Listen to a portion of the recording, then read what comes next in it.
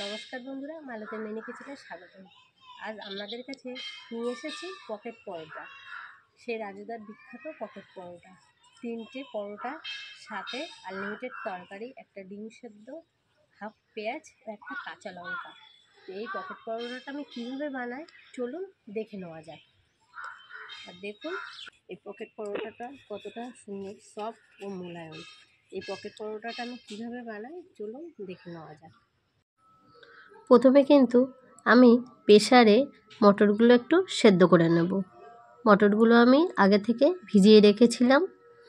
এবার দিয়ে দিলাম 2 থেকে 3টে আলু আর 4টে ডিম। সব একসাথে দিয়ে সামান্য পরিমাণে লবণ ও জল দিয়ে কিন্তু আমি কয়েকটা সিটি মেরে নেব। এদিকে ওগুলো সেদ্ধ হতে থাক, তার ভিতরে কিন্তু আমি ময়দাটা মেখে নেব। এখানে আমি 2 বাটি মতো ময়দা নিয়েছি।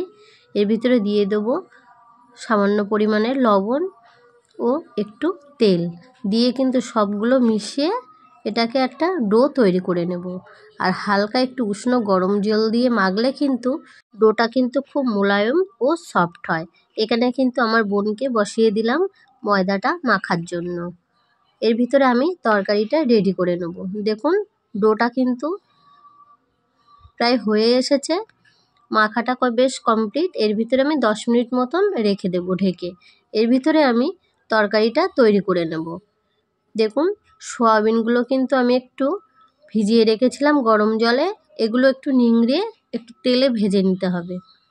সয়াবিনগুলো ভেজে নামিয়ে নিলাম। এই তেলের মধ্যে অ্যাড করলাম একটু সর্ষের তেল। এই তরকারিটা কিন্তু আমি সর্ষের তেল দিয়েই রান্না করব। এর ভিতরে ফোড়নে দিয়ে দিলাম জিরে এবং একটু রসুন বাটা আর একটু আদা বাটা। এটাকে দিয়ে বেশ ভালো করে একটু ভেজে নেব। 1 চামচ মতন জিরে গুঁড়ো, 1 চামচ ধনে গুঁড়ো দিয়ে কিন্তু ভালো করে মশলাটা একটু কষিয়ে নিতে হবে। এবার উপর থেকে দিয়ে দিলাম 2 চামচ মতন লাল লঙ্কার গুঁড়ো দিয়ে কিন্তু এবার কিন্তু সুন্দর করে মশলাটা আমার কষিয়ে নিতে হবে।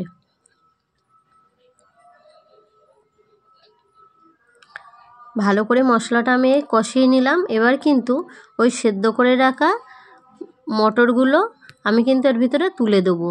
এই মটরগুলো দিয়ে কিন্তু বেশ সুন্দর করে কষিয়ে নিতে হবে।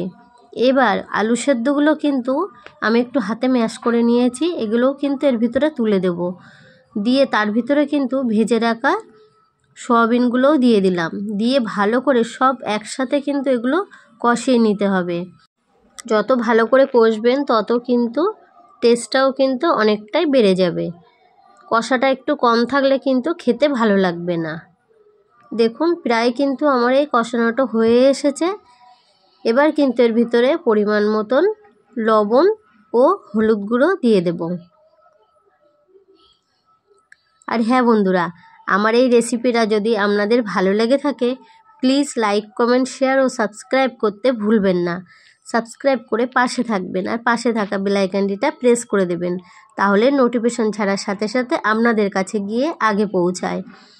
আর আজ কিন্তু রাজুদার সেই পকেট পরোটা কিন্তু আমি বানাচ্ছি।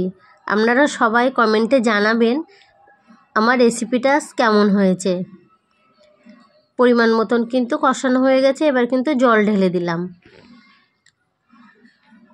এই জলটা কিন্তু আমি এবার ফুটিয়ে কিন্তু শুকিয়ে নেব। একটু মিষ্টিও দিয়ে দিলাম এর সাথে, কারণ মিষ্টিটা দিলে কিন্তু একটু ব্যালেন্সটা ঠিকঠাক থাকে। তরকারিতে কিন্তু একটু মিষ্টি না দিলে বন্ধুরা খেতেও ভালো লাগে না। এবার এগুলো কিন্তু আমি ফুটিয়ে তরকারিটা বেশ ঘন করে নিয়েছি। দেখুন আর কিন্তু ফোটালে কিন্তু একেবারে বসে যাবে। ঠিকঠাক তরকারিটা রেডি হয়ে গেছে। এবার ঢেলে নিলাম একটা পাত্রে। আর এদিকে আমার যে ময়দার ডোটা ছিল সেই ডোটা থেকে কিন্তু ছোট ছোট সাইজের লেচি করতে হবে, খুব বড়ও না আবার খুব ছোটও না। যেহেতু এই লেচিগুলো ছোট করলে কিন্তু বেশ পাতলা পাতলা করার জন্য কিন্তু ছোটই করতে হবে। দেখুন প্রত্যেকটা রুটি কিন্তু খুবই পাতলা ও মোলায়েম হবে, তাহলে কিন্তু পকেট পরোটাটা বেস্ট হবে। দেখুন দেখেও কিন্তু বুঝতে পাচ্ছেন এই রুটিটা কতটা পাতলা হয়েছে। আর একটু কিন্তু ছিঁড়ে ছিটে যাবে না। এবার একটা ফ্রাই প্যান নিয়ে নিয়েছি, তাতে কিন্তু রুটিগুলো আমি এবার ছেঁকে নেব। আর সামান্য পরিমাণে তেল দিয়ে দিয়ে কিন্তু এটা ছেঁকতে হবে। খুব বেশি তেল দিয়ে কিন্তু এই রুটিটা ভাজা হবে না, অল্প পরিমাণে তেল দিয়েই কিন্তু এগুলো ছেঁকতে হবে। আপনারা দেখতে থাকুন এই রুটিগুলো আমি কিভাবে ছেঁকি।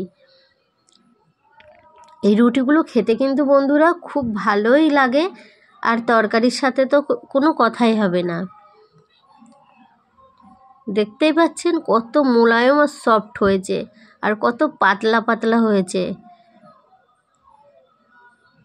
দেখুন এখানে কিন্তু আমার সেই রাজুদার পকেট পরোটা কিন্তু রেডি হয়ে গেছে, সাথে আনলিমিটেড তরকারি আর একটা ডিম সেদ্ধ,